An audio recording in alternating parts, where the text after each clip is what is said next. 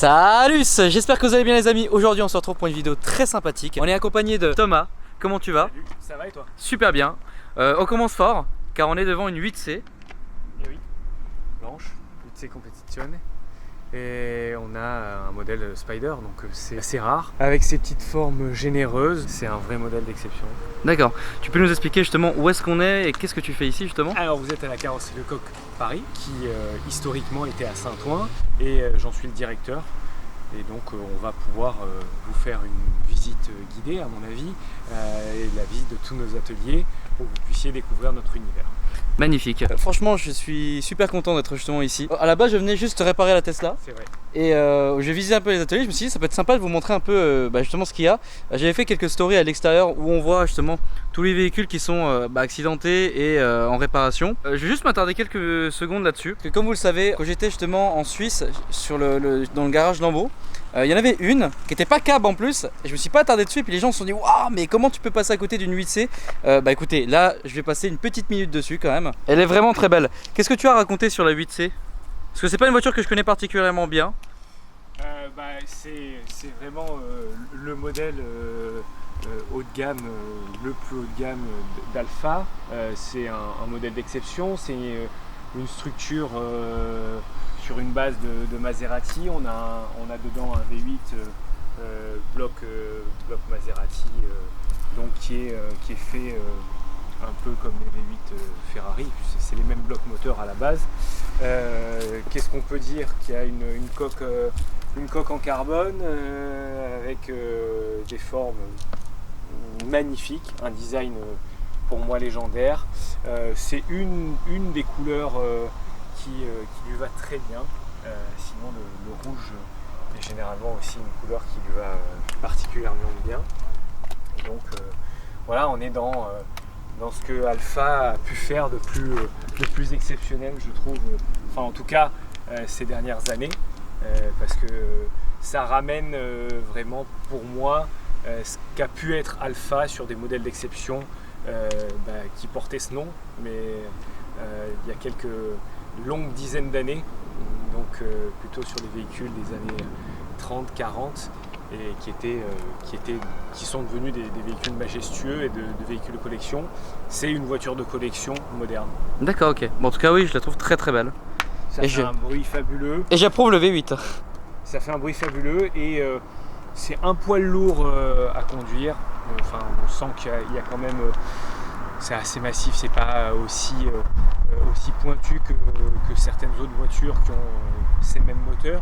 Mais il y a un certain confort, il y a quand même un certain confort routier. On a une voiture qui est généreuse, qui donne envie de se balader, qui donne envie d'en profiter. Voilà. On va se diriger gentiment sur l'entrée de la carrosserie. Ah, en fait, il y a une petite chose. Par là-bas, vous avez une voiture assez spéciale. Ah oui.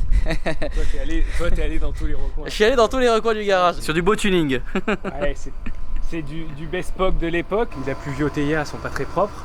Mais ce sont les originales, enfin deux originales Twingo Lecoq, puisque à la sortie de la Twingo dans les années 90, il y avait la Twingo, c'était un modèle de base vraiment, il n'y avait pas d'option.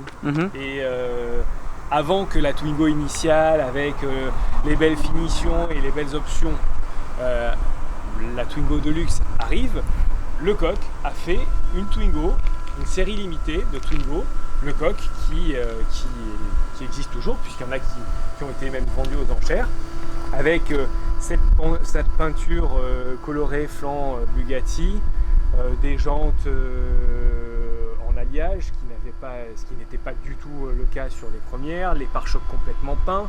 Il y a eu les intérieurs, ils ont refait des intérieurs cuir, certaines ont eu des toits ouvrants comme la bleue là, qui ont été adaptés. Ah, qui n'était pas en option à l'époque?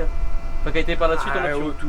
Qui ont été après par la suite, mais ça c'était pas du tout sur le premier modèle, c'était pas du tout le cas.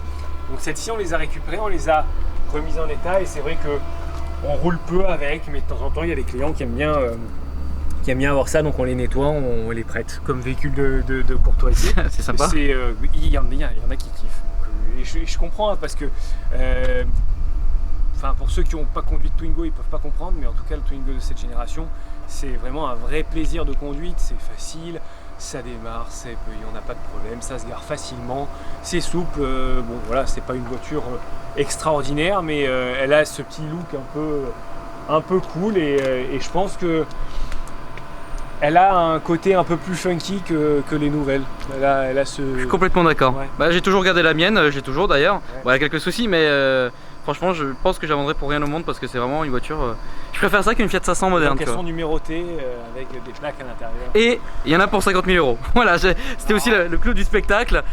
Ça vaut 25 000, voilà, aujourd'hui. Oui. Ça peut valoir remis en état complètement, hein, parce que là il y a quelques finitions à faire quand même, mais oui, ça peut valoir ça. Et ça s'est déjà vendu aux enchères assez cher. Donc là ça y est, on est à l'intérieur. Donc l'accueil qui est à droite ici, avec les bureaux. Alors pour information, oui, il risque d'y avoir un peu de bruit puisqu'on est en pleine activité. Hein, il est 14h, donc ça va travailler, ça va donner des coups de marteau, des coups de ponceuse, de meule, de pont. Donc voilà, vous risquez il y a une vraie ambiance là qui se passe. Et ici c'est le hall d'accueil, réception, livraison des véhicules. On a des véhicules qui sont en attente de réparation, qui sont terminés en restauration. Et il y a un peu de tout, ça dépend. Voilà. Des véhicules bâchés, des véhicules qui ne sont pas bâchés, pour certaines raisons. Et ce hall-là, donc dessert le bureau, l'accueil client.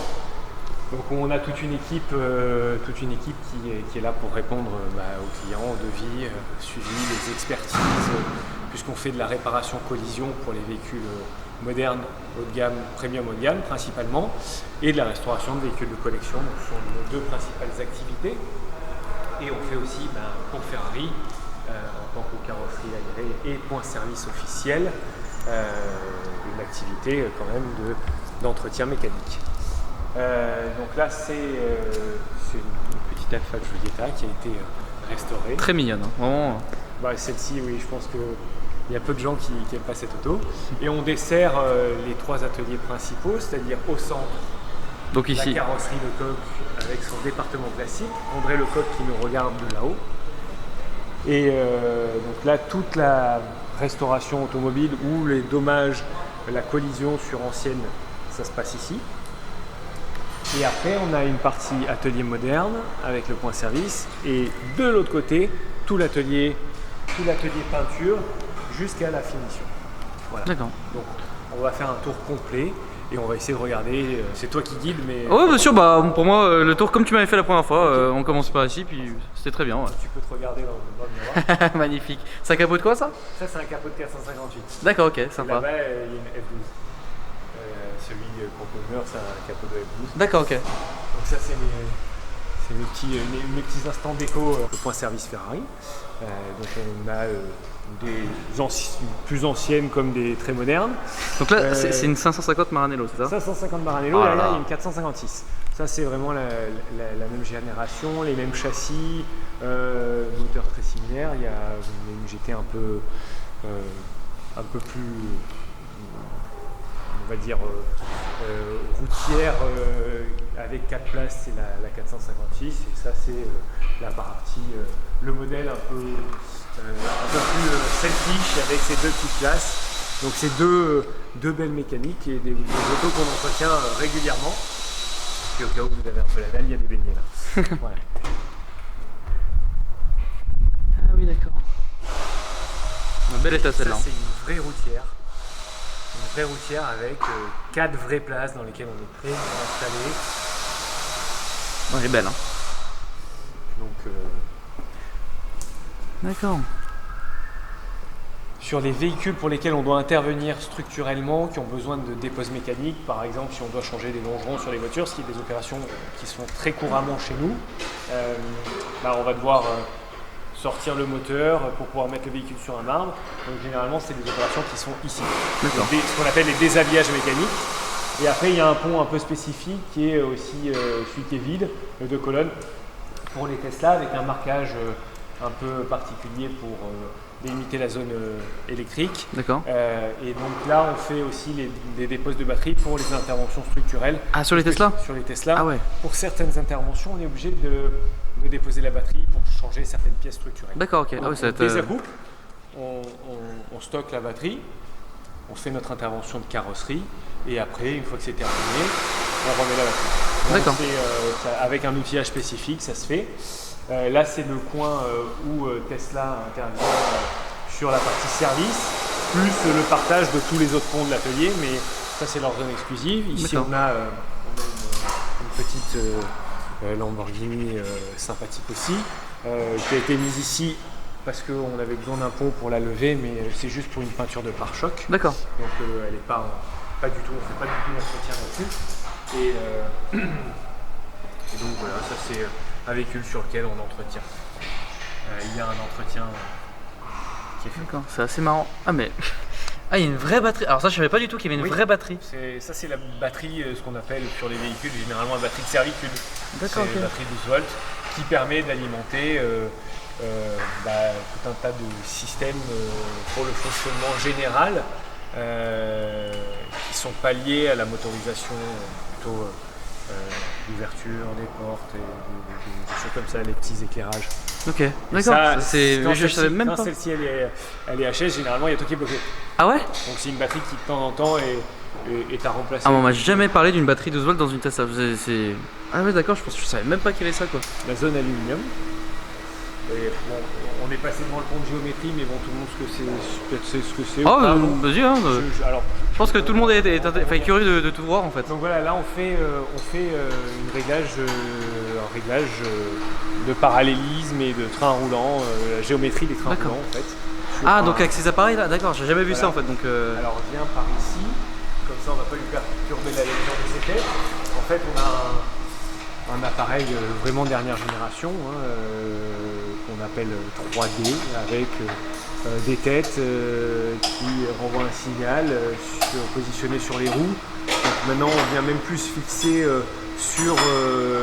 à l'intérieur entre le pneu et la jante avec des griffes parce que ça marquait les jantes, surtout quand on a des jantes qui valent un peu des ronds et qui sont fragiles. Donc maintenant c'est quelque chose qui vient juste se fixer sur le pneu. Beaucoup plus simple d'utilisation et donc là Alexandre il est en train de faire ses réglages et de corriger voilà, D'accord, selon l'écran pour revenir dans les cotes que le constructeur a définies pour ce véhicule avec cette taille de jante, avec cette monte de pneus. D'accord. Et donc il y a tout un tas de variables et de possibles selon les modèles et selon les marques. D'accord, ok. Et donc c'est ce qui fait que la voiture va rouler droit, n'usera pas le pneu plus à droite, enfin plus vers l'intérieur ou plus vers l'extérieur. Ou des causes de vibrations sur l'autoroute. Voilà. Alors, ce qui est mon cas. Les vibrations, c'est plutôt l'équilibrage des roues. D'accord. Donc le fait que une fois qu'on change un pneu ou si la jante a eu un petit coup, parfois on parle de grammes. Ouais, les plombs, ouais. On met des plombs à l'intérieur pour justement équilibrer. Donc c'est avec une machine, une équilibreuse, qui va nous dire voilà, à tel endroit il faut 1, 2, 5 grammes, 10 grammes, 25 grammes. Après il ne faut pas en mettre trop non plus. Quand tu as des jantes avec des ribambelles, c'est pas normal. D'accord. Normalement elles auraient dû être remplacées. D'accord. Voilà. Donc ici on est donc on re-rentre dans la carrosserie, on est dans la zone aluminium. Et la zone aluminium c'est l'aire dans laquelle on travaille principalement ici les chocs structurels. Donc c'est quand on va intervenir sur la structure du véhicule. Pour des véhicules en aluminium, c'est dès que les éléments sont soudés, collés ou rivetés. C'est-à-dire qu'une aile arrière, aujourd'hui, c'est un élément structurel. Là, on est sur un vrai gros choc structurel. Donc on est en cours d'intervention sur cette auto. Je pense que si je ne l'avais pas dit, je ne saurais pas du tout. Là, les gens, là vous avez deviné ce que c'était en fait maintenant. Voilà. Ouais, ça c'est très rare, donc je suis très content de voir ça quand même. En plus ça dans cette situation-là. Donc ici, on est en cours de déshabillage, découpage de tous les éléments structurels que l'on doit remplacer. Ces voitures, la manière dont elles sont assemblées est assez particulière et donc la manière dont elles sont réparées et dont elles peuvent être réparées est très particulière. D'accord. C'est pour ça qu'on a des agréments, qu'on est certifié ou agréé, ça dépend des marques, qu'on a des techniciens qui partent en formation, qui valident certains acquis avec 1 semaine, 2 semaines, 3 semaines de stage à différents endroits selon la marque et selon le modèle du véhicule. Et que ces qualifications elles sont revalidées en tout cas pour la soudure tous les 2 ans à minima, et que pour chaque nouveau modèle ou dans une marque il va y avoir peut-être aussi des formations sur la structure du véhicule, parce que cette structure elle peut évoluer dans le temps. Là on parle que d'un modèle pour une marque, mais quand on prend Ferrari on a vraiment des gammes avec des évolutions dans la conception des voitures, donc forcément il faut qu'on se mette au bout du jour, et après ça demande de l'investissement parce qu'on a besoin d'outils très spécifiques, des postes à souder ultra performants, des systèmes d'aspiration. Cette zone elle est entièrement ATEX, donc là on a ouvert pour la vidéo, mais normalement donc on ferme les rideaux. On a des systèmes d'aspiration pour les fumées de soudure, pour la captation des soudures. On a des systèmes d'aspiration ATEX spécifiques pour les poussières d'aluminium. Tout ce qui est dans cette zone, tous les éclairages sont aux normes ATEX, parce que c'est la norme qu'il faut utiliser pour pouvoir avoir une vraie aire aluminium et qu'elle soit normalement certifiable par une marque. D'accord. On avance, donc on est dans la carrosserie, on va dire l'atelier carrosserie traditionnel, où on fait les réparations, les montages et les démontages des véhicules qui vont rentrer en chantier ou qui sont terminés et qui doivent partir. Donc ça c'est typiquement le début, hein. Donc on rentre la voiture, on va la démonter pour le Range Rover. Il ira d'abord dans la zone mécanique pour qu'on sorte le moteur, et ensuite il passera sur le marbre dans la zone aluminium pour qu'on remplace les éléments structurels qui sont remplacés. C'est assez incroyable de voir, de voir à quoi ça ressemble finalement sous une Tesla. Ouais. Donc ça c'est les phases 2 qui sont... Et le moteur c'est ça là, c'est ça? Là il y a... Alors, ça oui. Ouais, d'accord. En dessous c'est la crémaillère au centre, là, la partie vraiment grise avec les 2 fils rouges qui traversent avec les petits soufflets de chaque côté. Ça c'est la crémaillère de direction. Ok. Tu as la colonne de direction qui part du volant et qui vient se fixer dessus. Ah d'accord, ouais. Et après tu as tous les systèmes donc justement de refroidissement aussi de la batterie, puisqu'il y a les radiateurs et les condenseurs qui sont derrière les grilles et qui permettent le refroidissement ou le réchauffement du système de la batterie. Parce que la batterie, il faut qu'elle garde une certaine température, et donc il y a un système de régulation automatique qui se fait. Donc même quand la voiture elle est parquée, s'il y a des amplitudes thermiques, la voiture elle s'auto-régule pour pas qu'elle soit trop chaude, soit trop froide. Ok. Alors ça, qu'est-ce que c'est? Ça c'est une 458 spéciale. Ah. Et c'est une voiture sur laquelle on change une caisse, une coque. C'est donc une des options de la réparation qui est possible. Quand on a des voitures qui valent assez d'argent et que les coques sont disponibles, on peut opter pour cette option de réparation. Et donc là on est en phase de remontage de ce véhicule. Oh là là. Encore quelques éléments pour pouvoir avancer. Donc là on est bloqué, on peut pas trop avancer sur l'habitacle parce que la planche de bord on l'aura qu'à la fin du mois. Et sinon elle va être a priori d'ici la fin de semaine normalement, donc demain elle devrait être posée sur ses roues, puisqu'on va recevoir un tiers en mécanique qui était manquant. Donc elle va passer en mécanique, on la met sur ses roues et après on finit les réglages, puisque tout ce qui est ajustage de carrosserie, réglage des portes, etc., on ne les fait que quand les véhicules sont sur leurs roues, pour qu'on puisse voir la vraie assiette du véhicule. Ok. Oh, par contre les freins là, les disques, ils doivent coûter une tonne là. Ouais, c'est combien un disque comme ça? Je veux pas que tu pleures. Ok, d'accord, ouais, donc on va on va juste le filmer alors. Bon, c'est assez onéreux. Après, ça vaut son prix parce que ça freine. Ah ouais? Vraiment. Oui, bah oui, tu m'étonnes. Heureusement d'ailleurs. Mais c'est vrai que c'est incroyable. D'ailleurs de voir toute la... C'est surtout que c'est beau, Ouais, c'est vraiment beau. Les freins les disques qui sont super chouettes. Voilà, là, c'est la fameuse spéciale avec les bandes. Donc on a fait la peinture des bandes. Là, de voir tout le suivi de la réparation de cette auto, et c'est très chouette. C'est celle que j'ai vue la dernière fois qui était là-bas, c'est ça? Ouais. D'accord, ok, ah oui, ça, effectivement, elle a bien avancé. Ouais. Oui, Ok. oui, elle a bien avancé. Oui. Quand t'es passé, il venait à peine d'enquiller le moteur, il n'y avait rien à l'intérieur, il y avait à peine les phares, je crois. Mhm, oui, exactement. Ouais. D'accord. C'est des autos qui sont très chouettes, vraiment, quand elles sont complètement habillées. Et c'est bizarre de les voir et de voir comment ça évolue. Et quand tu as deux personnes qui bossent à temps plein, bon là on est bloqué pour des petites pièces qui vont arriver, mais après on se remet un ou deux dessus systématiquement pour faire avancer au maximum. Qu'est-ce qu'on a là?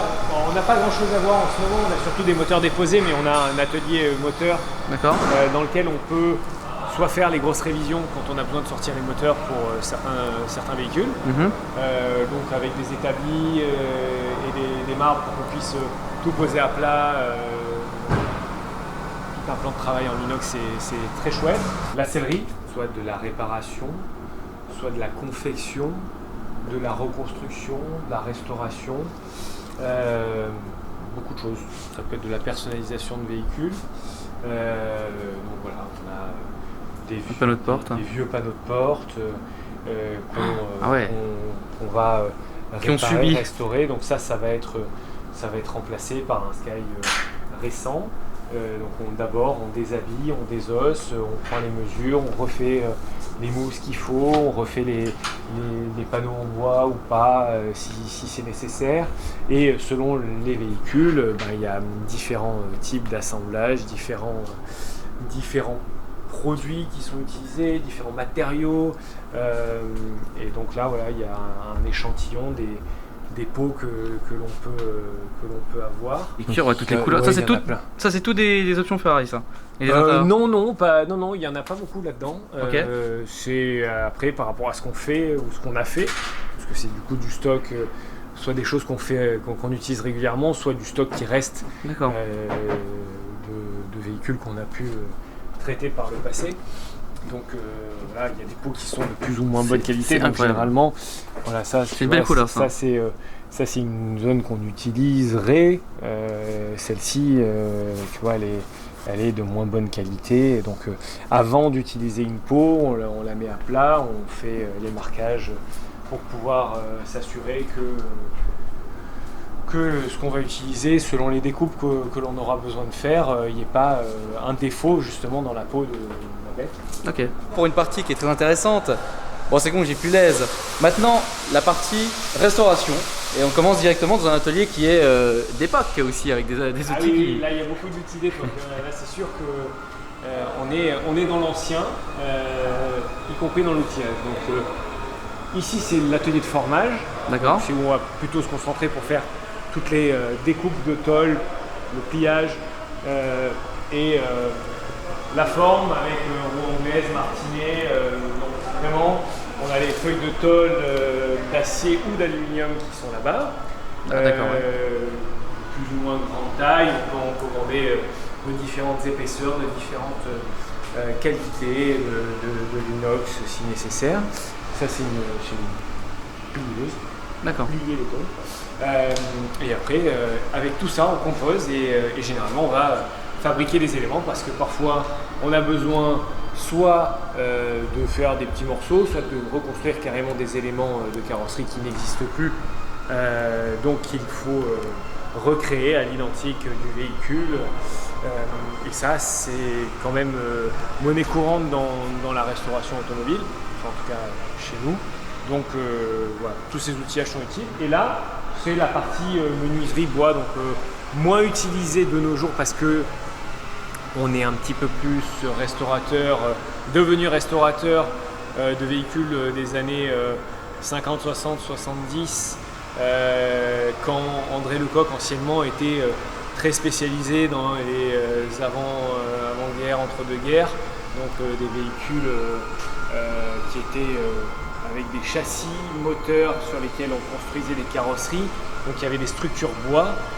Aujourd'hui, nous, on en fait encore, puisqu'il y en a juste derrière, une Renault Nervastella par exemple, ce qui est assez rare. Ça, c'était le fleuron vraiment de la voiture française, 6 places, un moteur 8 cylindres en ligne. C'est une Renault ça? Ça, c'est une Renault, oui, un cabriolet d'ailleurs, 6 places, D'accord. 8 cylindres en ligne, c'est une voiture d'exception. Là, on est dans les années 30 et c'est voilà, la voiture, l'équivalent d'une voiture présidentielle. Ok. Et ça, bah, c'est plein de structures bois. Donc là, il y a des éléments en bois et par-dessus, on tôle. Donc là-dedans, là, il y a du bois, l'armature, c'est du bois. C'est pas un... Dedans, ouais. Et dessus, il y a de la, il y a de la tôle. Donc la carrosserie est tôlée sur le bois. Donc le bois est structurel.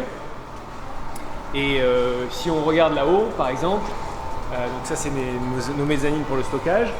Et donc là on voit des cadres de portes, par exemple. Donc ce sont des portes sur l'école. À l'intérieur il y avait un mécanisme avec la vitre qui montait, qui descendait. Et dessus la tôle qui venait habiller et qui était ensuite peinte. Donc voilà comment c'était fait. Aujourd'hui, l'atelier menuiserie nous sert plus à faire des gabarits sur lesquels on va former de la tôle par exemple, ou parfois des petites réparations. Mais si demain, c'est le cas, si demain on doit restaurer du bois pour les armatures de capote, pour ces structures-là, on le fait, on a tous les outillages et les tôliers pour le faire. Ou faire les boiseries d'une Rolls.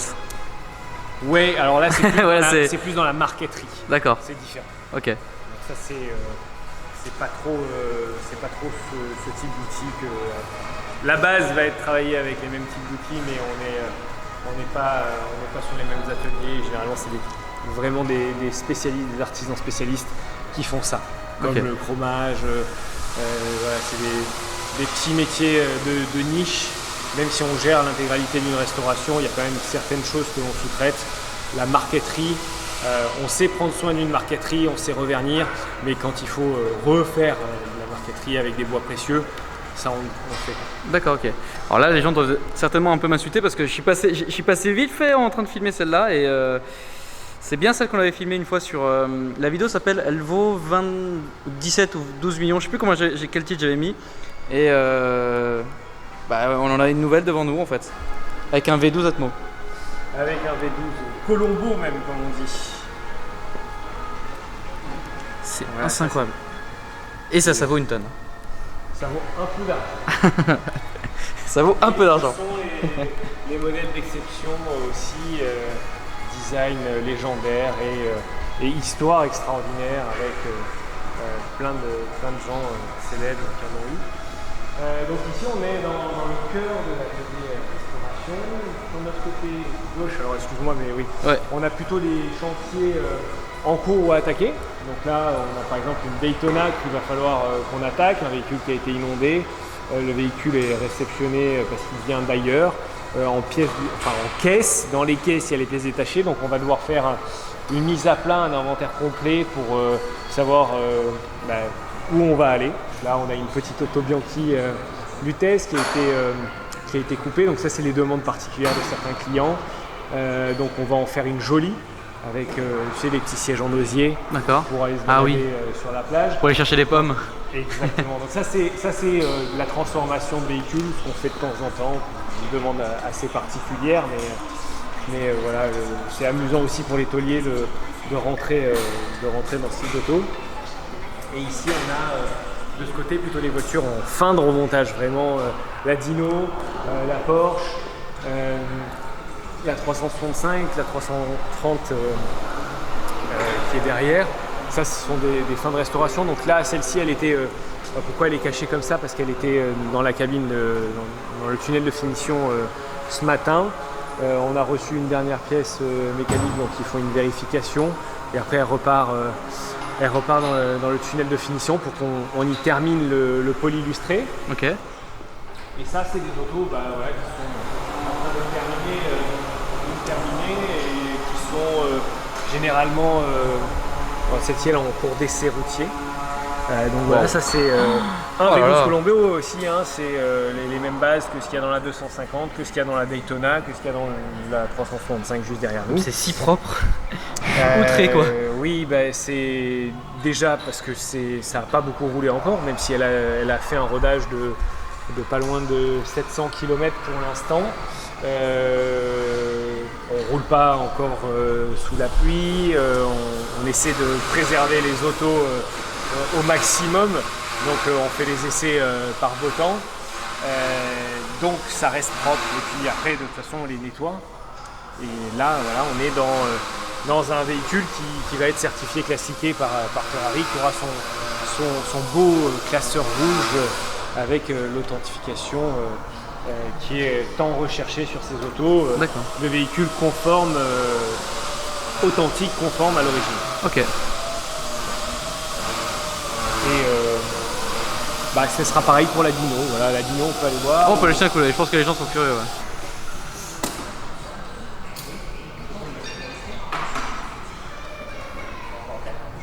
Putain, elle est dans un vrai état. Comment tu vas? Bien et toi? Super. Qu'est-ce que tu nous fais sur cette petite Dino? On fait les petits ajustements avec les joints pour que tout passe nickel. D'accord. Ah oui, d'accord. Ah, vous faites la jointure, ok. Là on a un joint qui vient par-dessus et le truc c'est que la tôle est un peu trop haute et du coup on doit un peu la réduire. Ok. Pour que ça ferme. Donc il y a toujours des tonnes d'ajustage à réaliser pour que tout soit parfaitement juste sur ces autos. Celle-là, elle va être en état concours, quoi. Ouais, absolument. On peut regarder, donc là, il y a encore des petites choses à installer dans le véhicule, mais on est en phase finale de remontage. Il y a encore 2 jours, il n'y avait pas d'intérieur dans la voiture. Donc, ah oui, d'accord. Voilà, on avance assez vite sur les phases finales comme ça. Et il nous manque le pare-brise qu'on attend. Ah oui, sinon c'est compliqué de rouler. Et on peut mettre un casque ou des lunettes. On peut. On va pouvoir voir dessous. Ok. Ce à quoi ça ressemble, une restauration. D'accord. Donc là voilà, c'est une restauration complète. Ça c'est une voiture qui avait été, je pense, réparée dans les années 80 plutôt mal. Elle avait subi un choc avant. Donc quand elle est venue ici, elle était pas homogène du nez et donc on a dû décaper et se rendre compte qu'en fait elle avait été accidentée et mal réparée. Et donc on a remis en état le véhicule, y compris structurellement. On a refait des sections de châssis spécifiques. Et donc là, on a les sous-bassements. Donc ils sont en train de finaliser les derniers passages de gaines, etc. Mais tout est remonté conforme à l'origine. Et après, à la fin, il y a donc des fonds plats, ce qu'on appelle des fonds plats, des sous-bassements qui viennent protéger toutes ces parties creuses et un petit peu insonoriser aussi avec des mousses spécifiques insonorisantes. Mais là, voilà, on voit tout. On voit à la fois le châssis, on voit à la fois les systèmes de freinage, toute la mécanique et les fluides qui passent, les câbles. Voilà, c'est comme ça une voiture de ces années-là. Il y a plein de choses qui sont assez rudimentaires. C'est excellent, la chance d'avoir une Dino dans tout, c'est... On a vu des voitures aujourd'hui. Ah ouais. Elle est plus propre que les voitures modernes, quoi, c'est fou. Ah oui, là il est bichonne, puis bon, c'est sûr que là on a fait les traits au fine line parce que ces voitures-là étaient blacksonnées. Donc Blackson, c'est un revêtement anti-gravillon, généralement noir, mais qui peut être aussi peint. Donc sur les voitures modernes, on a l'habitude de les voir sur les bas de caisse et peint par-dessus. Sur ces époques-là, généralement le Blackson était appliqué après la peinture, donc c'était visible, c'était le noir. Donc en fait, tout le bas de la voiture, en dessous des lignes bleues, normalement, sera noir avec un revêtement qui sera pas lisse, qui sera très peu d'orange. Merci Bastien. Merci. Très peu d'orange et qui est en fait un corps un peu mou et qui permet ce qu'on appelle un anti-gravillon. Donc ça permet à ce que les impacts de gravillon plutôt rebondissent et ne fassent pas d'éclat sur la peinture. et ça insonorise aussi un petit peu tous ces impacts. Donc là on a fini la partie restauration, on va terminer, entre guillemets, terminer la vidéo sur la peinture. Alors ici on attaque nos aires de préparation, donc tu vois préparation 1, 2, 3, c'est les lignes de production. D'accord. Ici ce sont les aires, on a les rideaux, on fait les poses de mastic après carrosserie, les ponçages, les mises en après sur des éléments. Quand c'est des restaurations complètes et qu'on doit mettre en après complètement une voiture, généralement on le fait plutôt en cabine de peinture pour éviter de partout. Ça c'est des véhicules, c'est des pièces de la Honda NSX, hein, donc toutes les pièces qui vont être changées. Enfin, une partie des pièces qui vont être changées. Ah oui, le pare-choc avant, ouais. Qui sont arrivées, qui sont apprêtées, qui ont été poncées, qui seront peintes en même temps que la voiture parce que c'est une couleur bleu violine en multicouche, donc ça se peint tout d'un coup. Okay. Donc on aura une cabine de pièces, une cabine avec la voiture et on va tout peindre d'un coup. Et ici on a voilà, les aires de préparation avec ce que je disais, donc ces aspirations au sol, on fait les après. On a des tables élévatrices de part et d'autre pour qu'on puisse travailler dans de bonnes conditions. Et, la couleur elle est super belle, hein. Enfin, je sais pas si on s'en rend compte à la caméra, mais c'est un rouge sang, ouais c'est ça, un rouge, il est incroyable. Oh là là.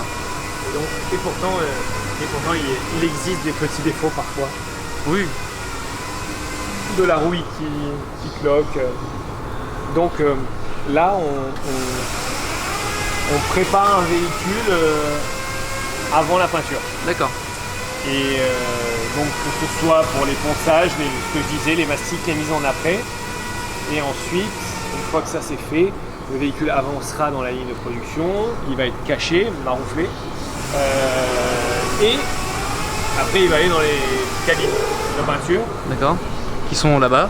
Et dans le laboratoire peinture, on l'a laissé ouvert pour que tu puisses voir. Et dans le laboratoire peinture, on a à la fois un outil qui est une balance, qui nous permet, c'est un ordinateur qui recense toutes les teintes. Il y a des codes couleurs sur les voitures. Ce code couleur nous donne une formule ou plusieurs formules selon qu'il ait ou pas des variantes, des nuances on appelle. Des nuances qui peuvent être soit avec un plus gros métal, un plus petit métal, une plus grosse nacre, une plus petite nacre, qui donne plus vers le rouge, plus vers le jaune, plus vers le bleu. Et après ça c'est la partie nettoyage, une fois qu'on a utilisé les pistolets et les teintes, on vient, on nettoie les pistolets de vernis, les pistolets de base, les pistolets d'après, et après on les laisse sécher ici. Donc là il y a tout un tas de fioles de nacre, donc ça c'est les teintes à effet spécifiques.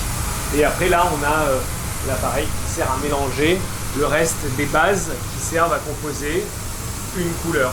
Et une couleur en fait c'est une recette, chaque couleur est une recette au gramme près un assemblage de 2, 3, 5, 10 couleurs différentes avec plus ou moins d'effets. Attention les yeux. Ah oui. Voilà. Donc avec des protections aux parois, on nettoie les carreaux toutes les semaines pour qu'on y voit à travers.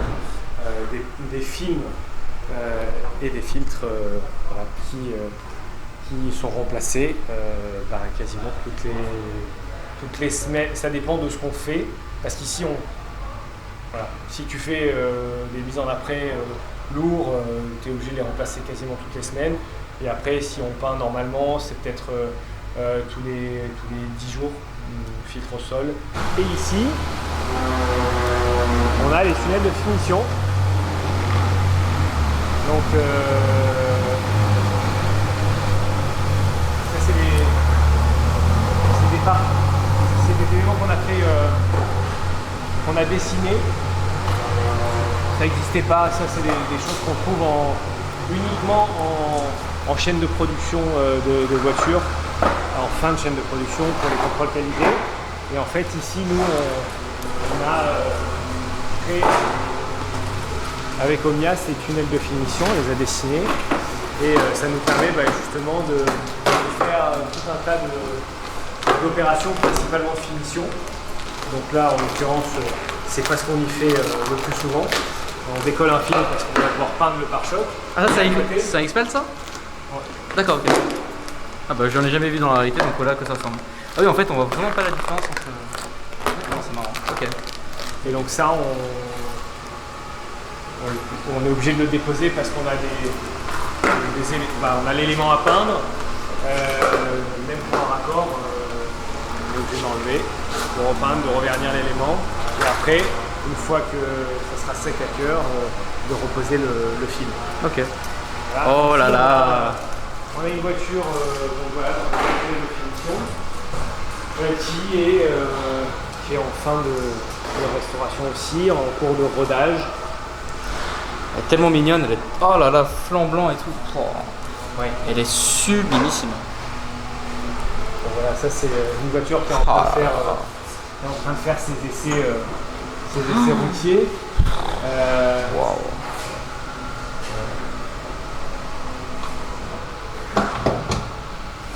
C'est incroyable l'état. Ah ouais, non, là vraiment ça rigole pas. Elle a déjà roulé. Hein. Ok. On l'a pas briqué spécialement, mais bon, c'est vrai qu'on roule pas sous la pluie, donc du coup, elle reste propre. Voilà, restauration complète. Grosse carrosserie, sellerie, moquette. La config, elle est incroyable la config. Vraiment, C'est beau, hein. c'est sublime. Vraiment, c'est une voiture, mais elle va jamais perdre de rythme dans le temps. Hein. Ah, là, c'est un des modèles les plus généreux. Bon, après, il y a la fameuse Oui, 300, mais bon. 300, mais on n'est pas sur. C'est pas le même tarif. Hein. Voilà, pas du tout sur les mêmes gammes. Ça, c'est une voiture qui est quand même agréable à conduire, facile, et qui est un cabriolet très chouette. C'est sublime. Avec déjà ces rondeurs. On est dans. Vous savez faire des voitures. On est dans la générosité. Ils aiment bien. Et puis après, quand on va toucher les matériaux à l'intérieur, on a des choses qui sont hyper. Donc on a le toucher de la peinture, donc sur ces formes, c'est toujours hyper agréable. Mais c'est vrai que quand tu es sur des beaux cuirs comme ça, avec un tableau de bord ou des hauts de porte qui sont super bien dessinés, la matière là, les matériaux utilisés, ça prend tout son sens, ça donne vraiment une âme au véhicule. Bon, et après quand on les entend ronronner, forcément on a Le clou du spectacle. Ouais. Quoi. Je pense que là, on a vraiment bien fait le tour quand même. Oui, on a bien On peut pas faire, mais je pense que la vidéo d'ailleurs a duré assez long, mais j'ai fait très peu de cuts pour vous les amis. Mais je pense que là, on a plus rien à montrer là. Pour le coup, après tu as ici ce fameux hall que j'adore, que les clients adorent parce que tout le monde a l'impression de respirer quand il arrive ici. Donc voilà, ça fait 3500 m² cet atelier. C'est très très rare d'avoir des ateliers de cette taille-là. On est 35 personnes, donc on a beaucoup de techniciens qui sont certifiés par différentes marques, ça je vous l'ai dit. Et puis on a un très bel atelier aussi sur la Côte d'Azur, le Coffridia. Donc j'espère qu'on aura l'occasion de se faire une petite visite Ouais, ça pourrait être vraiment ensemble, parce qu'à mon avis, il y a d'autres choses à voir. Il y a un peu moins de restauration. Là, on a un gros département restauration de Lecoq. Et ici en bas, on fait des choses un peu plus simples dans la restauration esthétique, on va dire, de l'auto ancienne. Et sinon, c'est principalement du premium haut de gamme. Donc voilà. En tout cas, j'ai été ravi de t'accueillir. Avec grand plaisir, merci beaucoup vraiment. Et puis voilà, comme quoi l'occasion d'un petit entretien Tesla. Exactement. Dans notre nouveau centre service Tesla qui est ici chez nous. C'était une bonne rencontre. C'est avec grand plaisir. Les amis, c'est là-dessus que la vidéo va s'achever. En tout cas, vraiment un grand merci à Thomas et à toute l'équipe Lecoq. Vraiment, tout le monde était super sympa ici. C'est quoi la troisième fois que je viens en 2-3 semaines là. Déjà principalement pour des réparations, mais aussi justement là spécialement pour la vidéo. Et à chaque fois, tout le monde est très sympa et c'est vraiment incroyable le travail qu'ils font ici. C'est très propre et toujours des belles voitures, des belles choses à voir ici. Donc je suis très content. En tout cas, comme vous pouvez voir derrière, beaucoup de belles choses. Et bon, bah écoutez, c'est là-dessus que je vais terminer la vidéo. En tout cas, n'hésitez pas à lâcher un petit like, à vous abonner, ça fait vachement plaisir. N'hésitez pas à commenter aussi. J'espère vraiment du fond du cœur que la vidéo vous a plu quand même. Allez, salut ça.